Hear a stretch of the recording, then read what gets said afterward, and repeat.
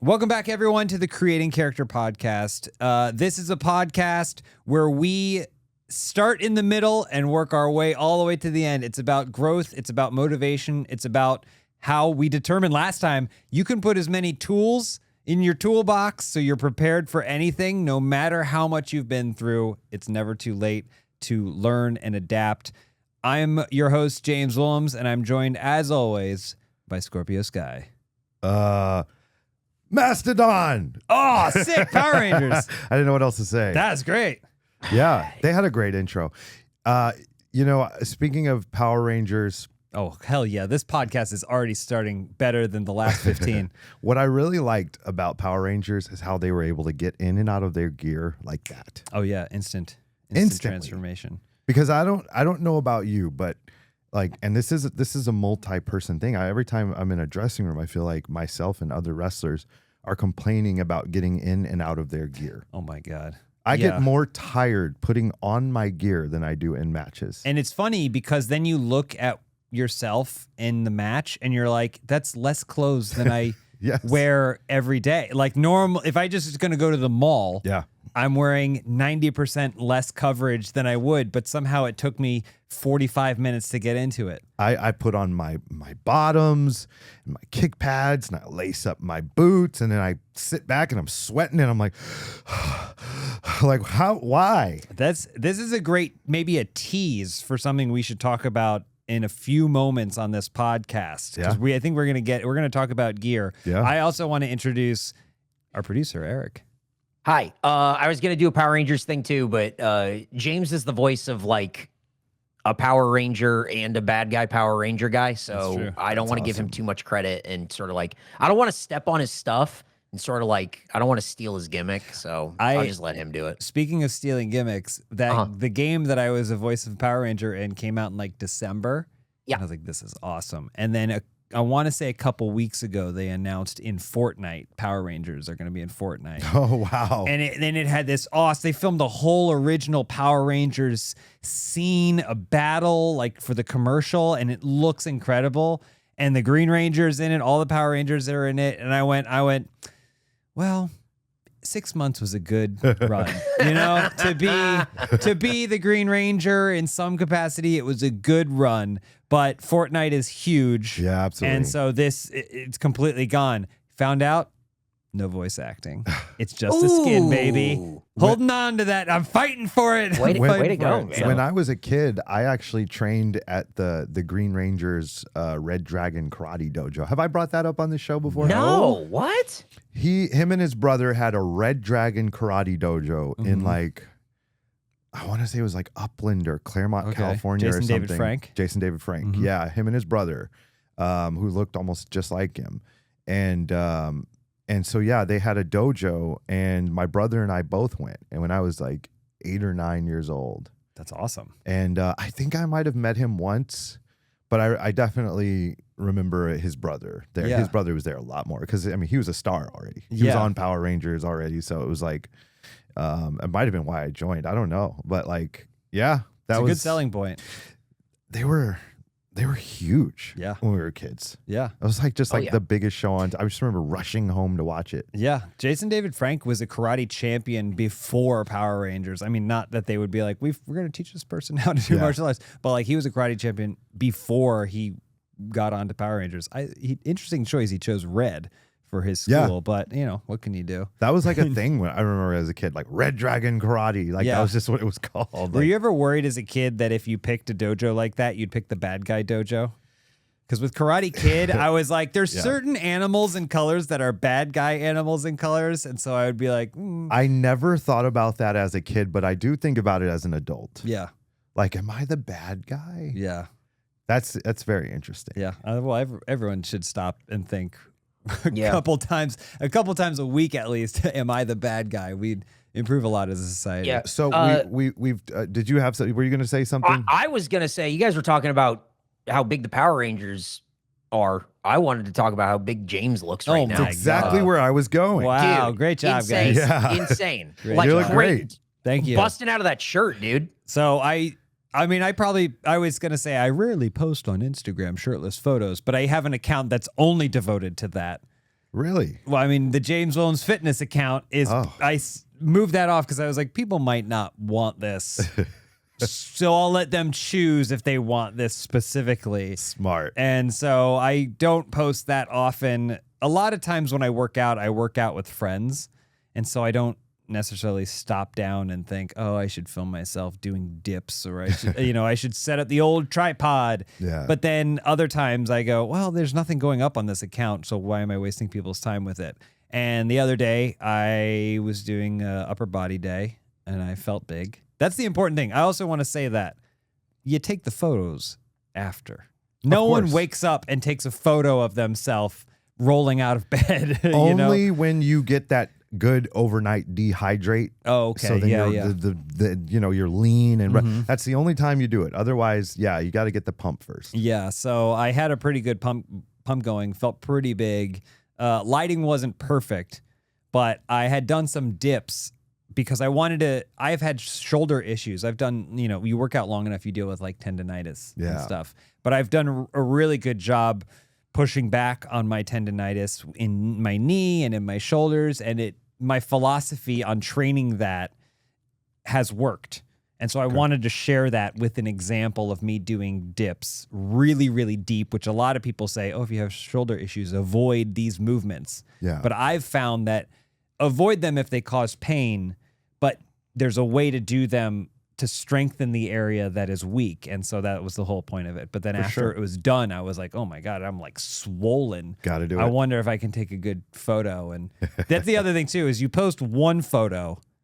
My gallery had like 20. Of course. There's 20. I just want people to know, for transparency's sake, there's 20 photos in the gallery and you're like, nope. We all know. We all do it. We all do it. Yeah, we all do it. Yeah. We all do it. Oh no, my chin's too tucked on that one. Exactly. Oh no, like my the waist, my shoulder looks better in this one. Yeah. The vein popped a little bit more in this one. But it's rare when you just get one, one and done. Yeah. I train all the time. I do like 6 days. I do 3 days on, 1 day off is currently the routine that I'm on. So I've been busting my butt. I don't have any excuse really, because I don't have a job. Okay. And I have a gym that I can access essentially anytime I want to. In your house. So I don't have an excuse. This very recording, I arrived sweaty to it because I had finished where I had a meeting this morning and then I had this in the afternoon, and I said, well, I have 90 minutes to change and work out and then get on the road and come here. Quick little squat, 680 pounds, and then...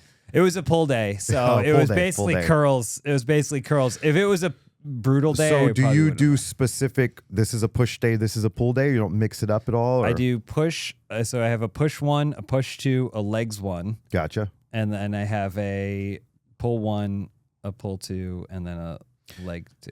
I used to not pay attention to it. And by used to, I mean literally up until a couple of weeks ago. I just saw some video of like one of the old Olympia type bodybuilders. And he was talking about how it's important to mix up your push and pull to save your joints. Now, granted, these guys are pushing and pulling a lot more weight than we are. Yeah. But he didn't, that I kind of took that to heart a little bit. And so I started trying to mix it up a little bit. But I found it's a little bit difficult, honestly. Yeah. There's like a lot more like, I can't remember now. Is there a lot more pull than I thought there was? Or a lot, I'm like I find it's hard to break it up to where you're only doing this push and that pull. Yeah. And that, you know what I mean? Like it's tough. I think some of it is boredom too. I like working out and I want to do it often. So when I do work out, I try and train with enough diversity of movements that as I've gotten older, I realized how uncomplicated it is. Yeah. If like the bench press, it does so much. It covers so many muscles that when you see these exercises, here's how I target my rear delts or whatever. Yeah. 99% of people do not need to target their rear delts. Chris Bumstead, as he's going to take the Olympia stage, might think of like, I need to make sure my rear delts are a little bit bigger or balanced or whatever. 99% of people don't need to think about that. If they push heavy things away from them, they will build out muscles in the place that is important. And same with pulling. So most of what I do is just designed to keep me engaged and feel like, oh, I may not be getting stronger in this, but this little thing is a little bit easier. Most people, I think, and I think we all went through this at some point, at least early in our fitness journey, you get what I like to call club buff, where you're just working the aesthetic muscles, right? Your arms, your chest, maybe your shoulders, just the stuff that shows. But then as you get a little bit deeper, then you start working on, your calves, your quads, your hamstrings, that sort of thing. And a lot of stuff I do is either preventative stuff for injury or, example, like I had a knee injury 3 years ago or something. And I had a doctor, he said, stop doing leg extensions. He told me basically that I have more space in between my kneecap and my leg than most human beings do. Okay. And basically, he's like, that's going to enable you to do certain things that maybe not, he didn't say what most people couldn't do, but he said it's going to benefit you in some ways, but there's also going to be like a rubbing sensation on certain things you do, and that's going to wear your knee down, and that's what happened here. Right. So he said, do not do leg extensions, but he also said, work your glutes a little bit harder, then that'll strengthen up, your knees or help you. Yeah, to compensate. So like I had to switch up some of my quad workouts. I loved leg extensions, but then I had to cut them completely.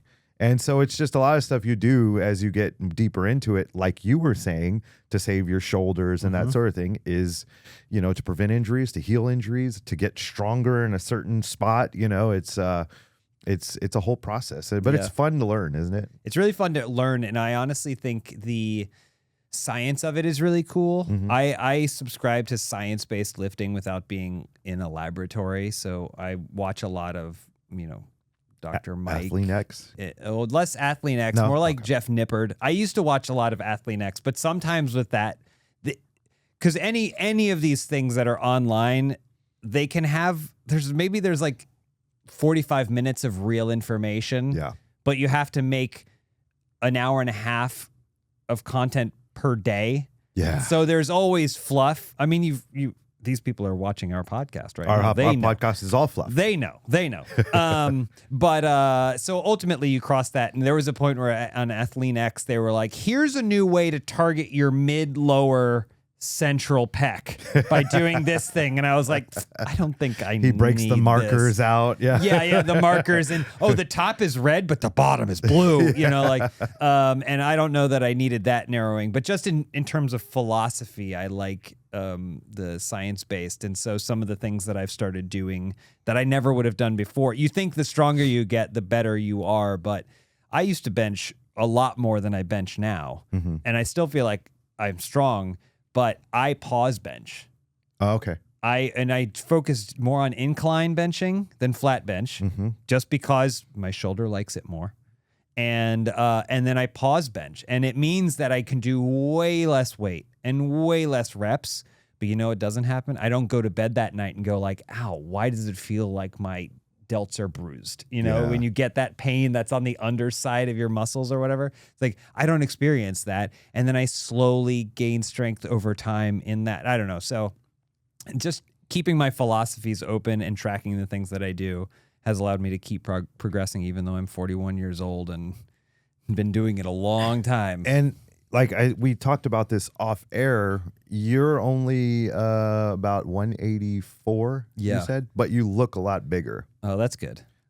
I wouldn't have guessed. Like example, when I said it, I'm 210. Yeah, but I don't feel like we're that big of a difference. Like we're pretty similar in size. I feel like weird. I'm sure we mentioned this, but I feel like if we did like a DEXA scan, if you and I were in the float tanks, and they were like looking at it, they'd be like, oh, it's because you have about 20 pounds more lean body mass on you than I do. But I don't know where the 210 comes from, to be honest with you. I was about 202 to 205 until like last week or the week. Oh, you did say you ate on the last episode. You did talk about that burger you ate. That was this was before patties. That. Oh, this okay. Was before that. Right before that, I got on a scale and it said 210, and I was like, man, where did 210? I've never weighed that much in my entire life. I don't know where it's coming from. Maybe it's the training.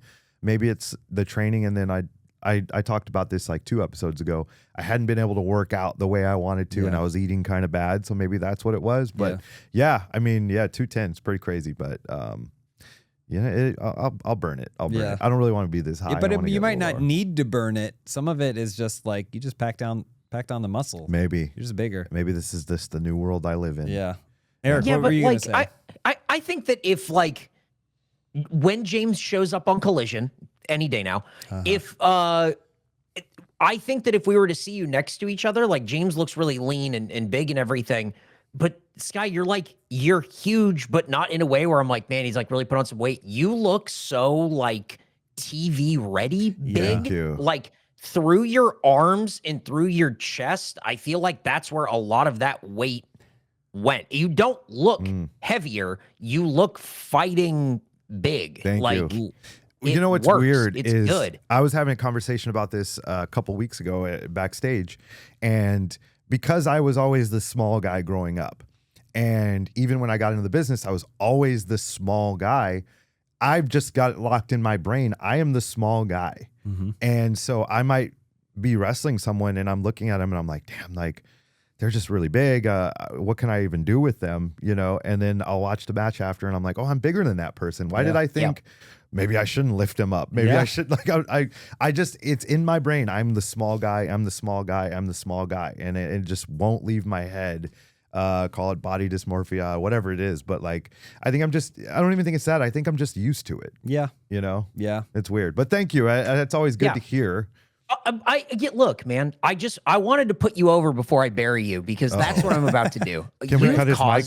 Aaliyah, can you cut his mic? He's getting louder for some reason. You have caused me aggravation on another show. Okay. You posted on your Instagram story about which this is the craziest, like I brought this up on this other show because it was sort of a natural conversation segue. And this reminded me of that. You went to the movies, you bought popcorn. Yes. You did not see a movie and you left with the popcorn. Yeah. You just went to buy the popcorn. Yeah. That's what I do. How often and how many times have you done this? You've done this over a dozen times. I want to make it very clear. I do go to the movies sometimes. Sometimes. I'll go see movies. But yeah, I mean, I've done that off and on for years. Especially, I used to live closer to a movie theater. I mean, I had a movie theater like right down the street. Yeah, why not? Like, it'd be across the street from a bar I might be hanging out at. And I'm okay, I'm going to go home, but I'm going to grab some popcorn on my way home. Like, what's wrong with that? It's the move. I brought this up. Yeah. I brought this up on the Regulation podcast, another podcast that I produce. It was, I think, 3 other guys going, what the fuck? And one guy going, yeah, I get it. Yes. The guy that said, yeah, I get it. That's not the guy you want on your side. Okay, but wait, but in my defense, is there any microwave popcorn better than movie theater popcorn? This is what we were talking about. So it started this whole conversation. This is why you're causing me such aggravation because we brought that up. That's what the conversation went to. And then it started becoming, well, we got to make all these different popcorns and test it out. So now it's made work for me to have to put together all of these different scenarios where we buy the special popcorn flavoring that they use at the movie theater to see if we can recreate it. Okay. Because one of the guys was like, oh yeah, I've done that, but it doesn't work. And we're like, oh really? And he said, yeah, I just put it on the popcorn. That's not what you're supposed to do. There's like a whole cooking process. So now I have to figure out this whole cooking process. You've created all this work for me because of your stupid popcorn that you had to go get from the movie theater. You are doing the most expensive thing at the movies and not seeing the movie. That's my hang up is if it was, the 90s where you could go and $1.50, you could get some popcorn. But you're walking into a place and buying a potentially $18 bucket of popcorn. It's about $10. It's about $10. Which is still crazy. Yeah. Like when you think that you can go see a movie and then you between the ticket, the soda, and the popcorn spend $40 is crazy to me. Minimum. Yeah. Yeah, that's you my know the hang funny up. thing about it is so I went in there, I was on my way home for dinner. And I went in there, and I walked up, and there was a woman helping me, and I said, "Yeah, I'd like a large popcorn to go." And in my mind, I kind of laughed because I was like, "Why did I say to go? Like, I didn't need to say to go." Yeah, they don't care. And so I just said, like, "I'm not even seeing a movie. I just want the popcorn." And the guy standing next to her is like, "Excuse me, do you work for AEW?" And I was like, "Yeah." Oh my! You're like, He so you had a handful. You're, and he's like handing me the popcorn. He's like, "Are you Scorpio Sky?" And I was like, "Yeah." And he's like, "Oh my God, it's so nice to meet you." I shook his hand. Yeah. And I said, "Well, you officially have the weirdest meet a wrestler story ever, right?" You grabbed a handful. You're like, only 210. Yeah. Walked out of the. We're the best wrestle. Yeah. Hey man, I recommend it. If you can't. First of all, if you find some microwave or home popcorn that matches up, please let me know. I will. But other than that, I recommend everybody just stop by your spot. Actually, someone replied to my story and said that there's like, you might be able to get it delivered. So maybe Uber Well, Eats or I was going to something. offer a different You solution, can. but go ahead. Okay, yeah. you can get it delivered. This is the guy who was on your side, who is not a guy you want on your side. He was like, "Yeah, I've had it delivered." They give it to you in a big double bag thing, and then they also give you like you can get free movie theater butter in like little tub things, Oh, so you wow. can butter it yourself. So now I got to pay a delivery fee. Yeah, that's I have no issues. I guess I'm in the middle. I have no issues with the concept. That sounds great. You're on your way home, swing in, get some delicious popcorn. Yeah. The $10 for it, when you could spend $6 and get like 4 dozen bags of inferior popcorn, is just never going to compute for me. You said But- it. Inferior. Yeah, it's still inferior. I think Eric should do an experiment where he labels a bunch of bowls A, B, C, D, and then doesn't tell them which one's the movie theater popcorn to see if even the candidates know. But I'll know. I do think what you should do is you should see if the theater has the refill buckets. That's a good That's idea. how you That's get. a great That's idea. how you get your break-even venture. That's a great idea. Get the refill bucket, even if it's like, oh, it's $2 a refill.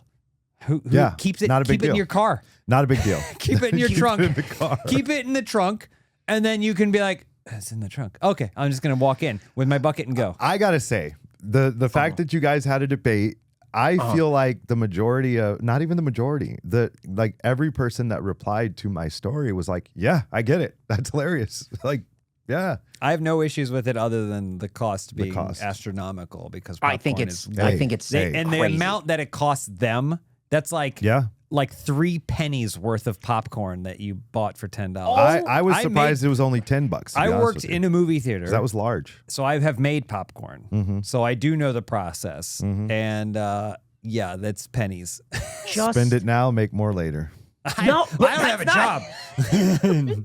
You could not buy movie theater popcorn a dozen times and probably buy a machine for your home to make your own popcorn whenever you want. I not the disagree. It same. wouldn't be the It's same. not It the wouldn't be the same. same machine. The machinery It's is not the complex. same. I It's almost just- like, too, it's almost like you can buy your own bag of chips, and not one of them will taste as good as that 1 or 2 chips you take out of someone else's bag. You're right. Oh wow! Right? Okay. Somebody I was gets gonna here, say you know, Mexican Wow, that was restaurant. not where I thought that was going. somebody, All right, okay. somebody, if someone has Yeah. a bag of chips, and you want some, and you reach in and you take 1 or 2, like that's gonna taste better than any chip you have out of your whole That bag, sounds right? like something you need to talk to your therapist about. You're Am like, I- you know what the really? best candy is? The one you rip out of the hands of a baby. Someone has to agree with that's weird. That's really weird. Somebody has to agree with me about this chip theory.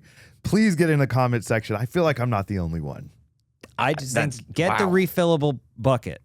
There's I'll places ask that do. about it. Ask is very. Do you guys have a refillable bucket policy? I'll ask about Then it. do that. Excuse me, Especially sir. if I can I'm get, like, an- Scorpio Sky Yeah, from are you Scorpio AEW. Sky? Do you have a refillable that would- bucket? that's the I should interaction. name drop Is there any myself. way I could Hey, get- listen, brother, can I get the little good brother hookup?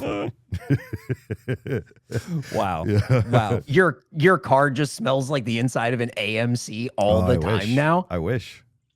You get nuts. new wrestling gear that looks like Nicole Kidman from the AMC ads.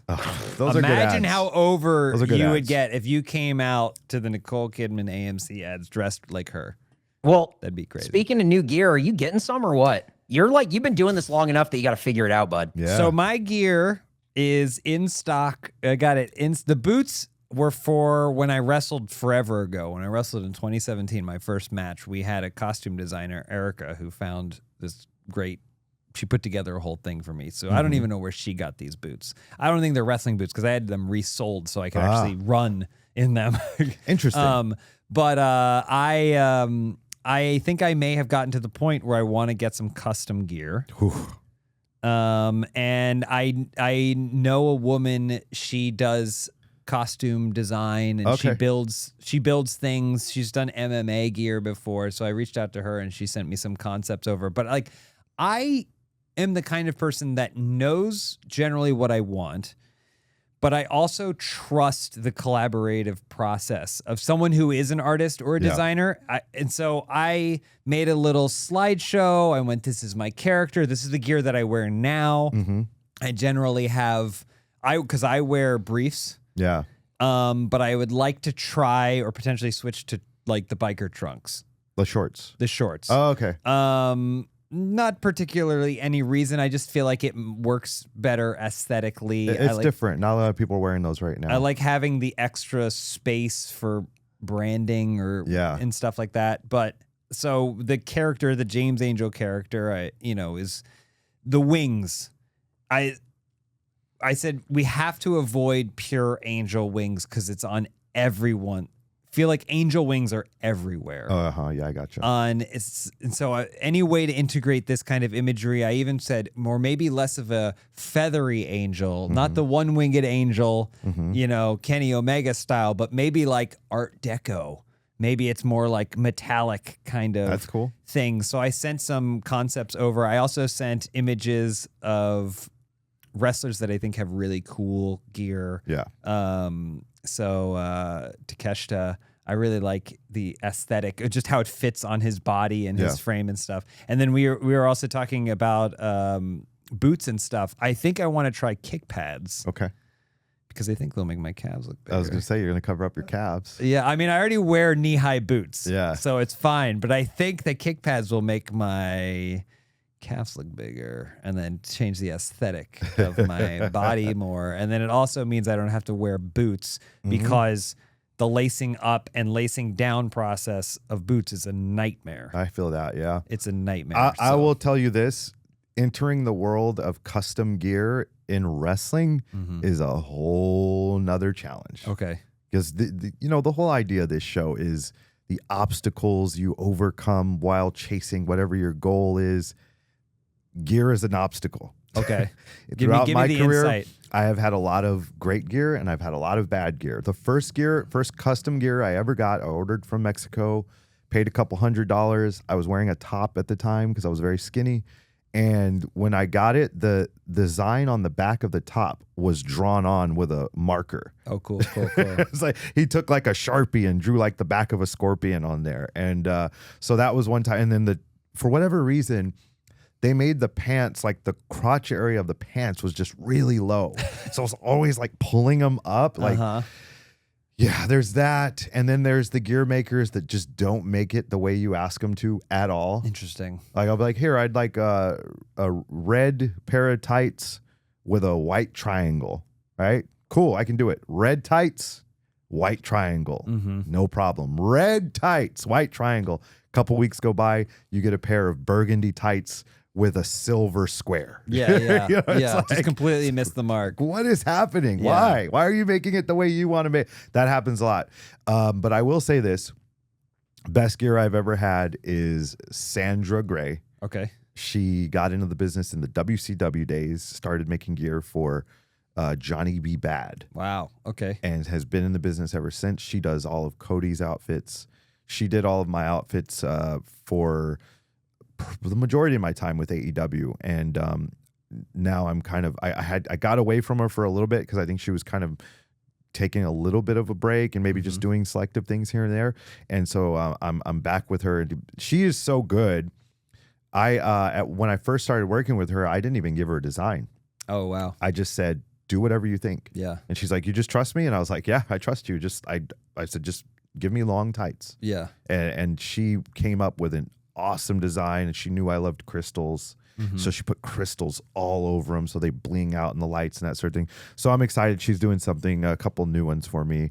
I should hopefully have this week. That's awesome. Yeah, that'll be great. So yeah, good luck. I hope the person that you're going to, hopefully it'll be a one and done. You'll find your person, and if it works, try to stick with them. Yeah. And just don't get too adventurous. If you find someone that's really good, stick with them. But I've experimented a lot throughout my career, not on purpose, but it gets a little wild out there in the streets. Yeah, I trust this person, and thus far the process has been cool because, again, I sent over, I was like, here are inspirations. I'm not a designer, but here are things that I like. Here are wrestlers wearing things that I think are cool, and even stuff like entrance gear. Yeah, because I just have a silly Hawaiian shirt. It looks like something The Rock would have worn in the late 90s or whatever, but less expensive from Amazon. Temu Rock. But I was like, but I kind of like the weird vesty. I mean, you have it's not a traditional vest. There's some shoulder flares and stuff. So I went not as crazy as this and sent a picture of Kyle Fletcher with his tails and everything. Yeah. Or Logan Paul has his puffy jacket. LA Knight there's these things. So I was like, not this, but something in the vibe. We haven't gotten to that point, but she sent back, it was pretty cool. She sent back 16 designs, wow. I want to say. Each divided into 4 categories. Wow. They were all the same. This category is called Icarus. And it builds off this design. So there's this imagery on the side that wraps around to the front, but then here's how it would be with white black trim. Here's gold with black trim. Here's a complete out of the box one that color you didn't even ask for, but you want to see, and it would show the trunks with the kick pads and the knee covers. So you could see all of them together. I'll forward it to you if you're just curious if you want to take a look. For sure. But I was like, oh, this is really cool. But now I have too much to choose from. And so I kind of gave some feedback on that. And so I feel confident that if anything, she's giving me so much pre-information that whatever I do decide on, I'll know what the finished product will look like. Yeah, and you can always do the other options as you go. Yeah. I'm excited to be at that point. Yeah. And I love when things get collaborative. For sure. The opportunity to work with a cool designer who I've seen make things and respect, and getting to do that is just fun for me. So I'm really excited for that. I've always been a huge fan of the presentation. Yeah. Gear. I always noticed it when I was a kid, even. I always noticed when someone had new gear. Yeah. I always noticed when they had new music, or if they had a new jacket. I always noticed those things. Even boots. If they got new boots, I noticed. Yeah. And so I don't know if fans are still like that. I'm sure they are. Yeah. But I just think that's really, really cool. And as an adult, we pop for it too, because it's you're excited. Oh, I got new gear. I have a new jacket. Whatever it is, it just makes you feel a little bit cooler if the stuff is nice. Yeah. For me, it's also a affirmation, right? I started doing this a year ago, taking it seriously, and I'm closing in on 20 matches, which seems crazy. When I was like, I just want to try it, but now I'm like, oh, okay, I'm closing. I have a match on Friday, and so I'm like, getting custom gear feels, it takes so long to feel like I can call myself, I do pro wrestling, or I'm a pro wrestler. And so when you're doing that with stock gear, it's fine. But at a certain point, I'm going, am I at that point where I can do this? I can ask for this and get this and walk out with something. I don't think it'll say my name on the back, but it'll be mine. Yeah. And unique to me. Am I at that point? And so I feel like I am. And it's a cool affirmation of the work that I've put in. And I never thought I would do this, but I am, so. Love that. Even if I wear it once and then go, wow, my back hurts, I can't do this anymore. That's all right. But you wore it, you did it. Yeah. And closing in on 20 matches, closing in on 20 episodes. Yeah, it's crazy. We are doing it. It's crazy. Yeah. Pretty good. Eric, thoughts? Yeah, man. I think it's awesome that you're getting custom gear. Here are the things that I know, just hearing in the independent scene sort of out here in Texas. The things that I know and that the guys tell me is if you're getting custom gear and you can't afford a lot of custom gear, don't get white because it turns a lot of different colors real fast. Yeah. So if you can afford a bunch of different gear, white's a fun one to have. Yeah. But maybe not the one to get. Yeah. Sky's been looking good with the black, white, and red, but It just ripped. I'm never wearing it again. Oh no. It just ripped. Brutal. I also have heard that the people that you work with, if you really like working with them, be selective about who you tell that you got gear from them, because the person that's very easy to work with is quickly going to have their calendar filled when everyone reaches out to them and they go, James got that good gear. I better go reach out to them and get good gear too. Yep. And all of a sudden your priority of getting gear, you're 12th on the list and you go, I got to get this new gear. And they're like, I'm booked out till February. And you go, well, fuck me. Yeah. And then that's just where you stand. Time so to go those are the retro. things that I've heard. Time to go retro and bring back the old gear. Yep. Oh my gosh. Yeah.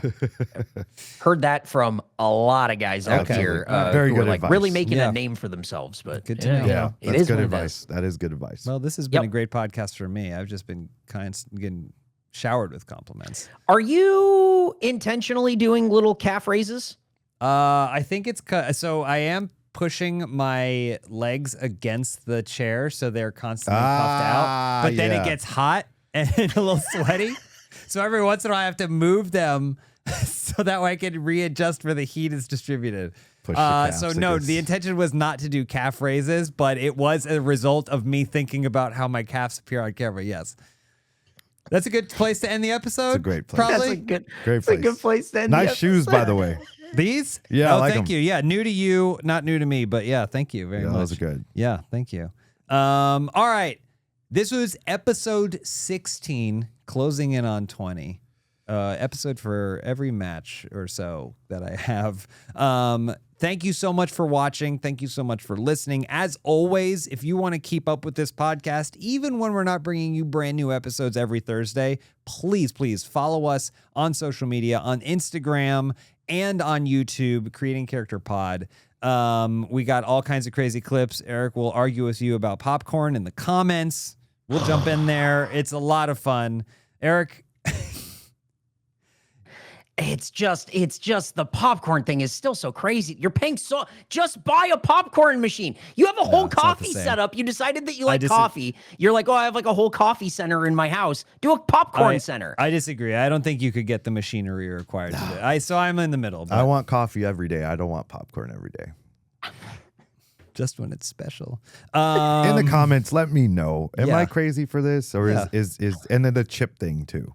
The chip thing. The chip Stealing thing. a chip from a baby. Does it make it taste all the sweeter? I'll let you know next week. Oh, no. It's going to be a long week. Thank you, as always, for watching and listening. If you want to get more from me, you can find me on social media at James Willems. And I also want to take a minute to shout out, I'm doing a live show in New York City on October 8th. Hell yeah. Live comedy show. It's going to be a lot of fun. We're going to be at the Bell House in Brooklyn. If you're interested in coming out, please come out. Tickets are limited, but you can get them at the bellhouseny.com. Check out their website for more information on that. Sky? Love it. Look me up everywhere. Social media, Scorpio Sky. And I'm going to leave it at that. Nice. Eric? You can find me at Eric Bedour. You can listen to the Regulation Podcast and check out the video inevitably where we do all these popcorn tests. And it's going to take so long. We're going to eat so much popcorn in one day. It's going to make me sick. I Wish can I already could be feel there it. for that. I really wish I could be a part of it. Come on out, Yeah, man. say, Come eat maybe you some- can be. Careful what you wish for. All right. You're like, I'm on my way. I got to pick something up first. All right, everybody. We'll see you next week.